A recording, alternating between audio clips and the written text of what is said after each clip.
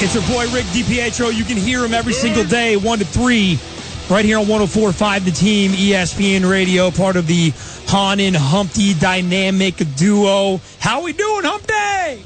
I'm doing good. What's going on, fellas? Oh, man, a lot is going on. All right, we need your expertise because Wes Welker is coming back. He is back. He's playing with the Rams, just got signed. He has multiple concussions. I'm a Texas Tech graduate. I'm glad that he's back. You had multiple concussions in your NHL career playing for the Islanders at the goaltender position. What is your thoughts on Wes Welker coming back to the NFL when so many people have said he should not be doing this? Well, I grew up in Boston, so I'm a Jets fan. Let me just state that. I'm a Jets fan, but I do take an interest in Wes Welker. I named my fantasy team DP's Nuggies just for Wes Welker because he's a little feisty nugget out there. I love him. I love how he plays. I think Tom Brady loves how he plays. Everyone loves how he plays. Are you concerned for his well-being? Yeah. But he's a grown man. I'm sure he's had numerous conversations with his wife, with the doctors. He knows what's at stake. And I've always said this. If you told me, when CTE became a huge topic of conversation, was that, towards the later years of my life, I would have problems if I got a chance to play 20 years in the NHL, I would take that risk. I guess my biggest fear, Humpty, is that of all the places to play, St. Louis, where the field is like surrounded by concrete and Reggie Bush is suing him, and I guess if he was going to come back, I just hate that it's there, and I'm honestly worried about what could happen right then and there on the field. Yeah, it is scary too, and St. Louis is just an absolute disaster right now with Reggie Bush and else that's going on there. He can't wear a bigger helmet, so that's not the answer. For me, the guy's susceptible to head injuries. It's how he plays. He plays over the middle. He plays in the slot. It's bound to happen. You don't want to see it happen. I don't think he's going to die on the field. Knock on wood, that doesn't happen. All right. But it's all about winning football games. I don't think there's any coach in the NFL that has yet drawn the line between winning and a guy's health and well-being. You saw how St. Louis rolls. You saw what they did to Teddy Bridgewater. Yeah. Rick DiPietro with Armen and Levack of Han and Humpty on a 104.5 The Team. And Rick, you guys this week have well chronicled Rex Ryan's antics, as have we. And I think it's too goofy to be a head coach, man. It drives me nuts because I just want my head coach to win. I don't care if he wants to wear a helmet and be funny for 15 minutes. I don't like that. Where do you stand with Rex Ryan's antics? I like it. I'm going to be completely honest with you. What it does for me as a player is it takes all the attention off of me and puts it on him. And he's creating the narrative. What you need to understand, too, is that you've already heard the rumblings in Buffalo. The guys on their defense don't like necessarily the schemes he's running. This is a team last year that was first in the NFL in sacks. Now they only have 13. So that takes away from all of that. You're not talking about the deficiencies on defense. You're talking about Rex Ryan in the Clemson helmet and IK and Impali being the captain. That's what you're talking about. That's the narrative that you hear across the country. The NFL loves it. And again, it's Rex Ryan. You know what you're getting. You expected this to happen.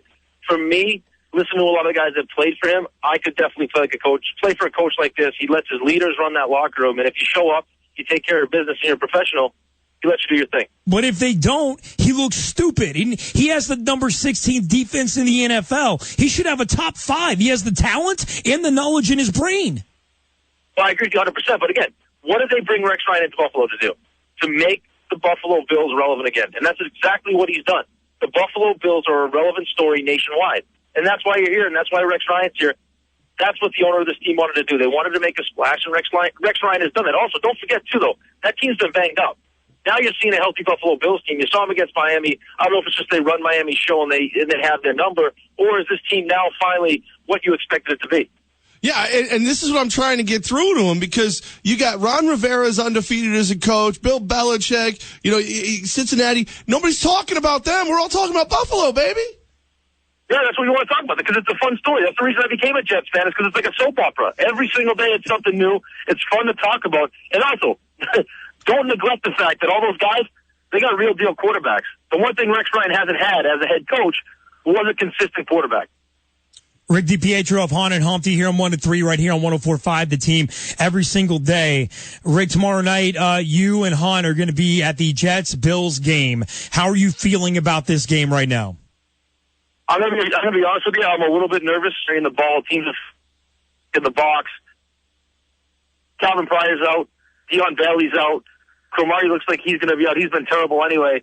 but there are some gaping holes there in that defense. LaShawn McCoy, I don't know how healthy he is, but he scares me to death out of the backfield catching passes. It's a nightmare matchup for the Jets and their linebackers.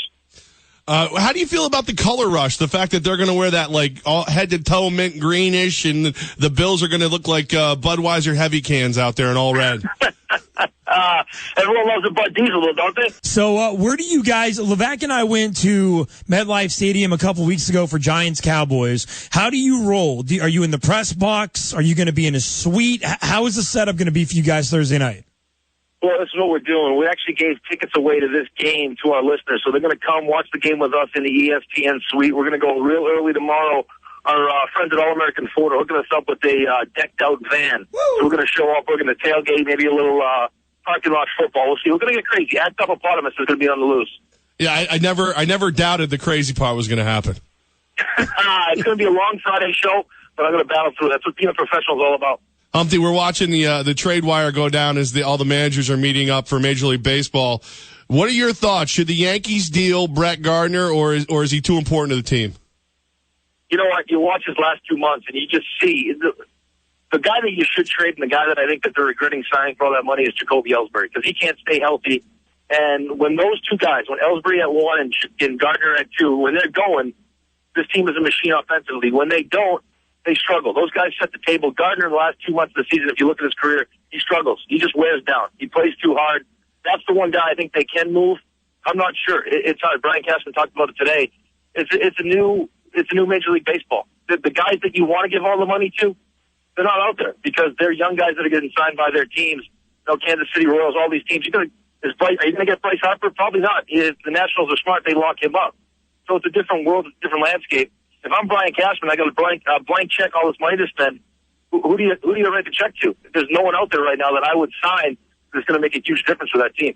Hey, Humpty, how do we get the invite to roll like big dogs with you and Han in the suite and all that stuff? Listen, anytime you want, you're invited. Yes. A friend of the show is a friend of ours. Anytime you want to roll and act up with us, you're more than welcome. Hey, we'll take you on that invitation. And speaking of acting up, every single day, Han and Humpty, a lot of people don't know this, they ride to and from the station together. You guys carpool. Now, Han he is the Knicks TV MSG host every single night. Oh, yeah. Pre-game, post. Oh, yeah. So are you riding solo right now in the car? All by myself. I got a little Alan Han cutout next to me just so I don't feel too lonely. Oh, man. I got your music here. You just listen to this on a repeat over and over.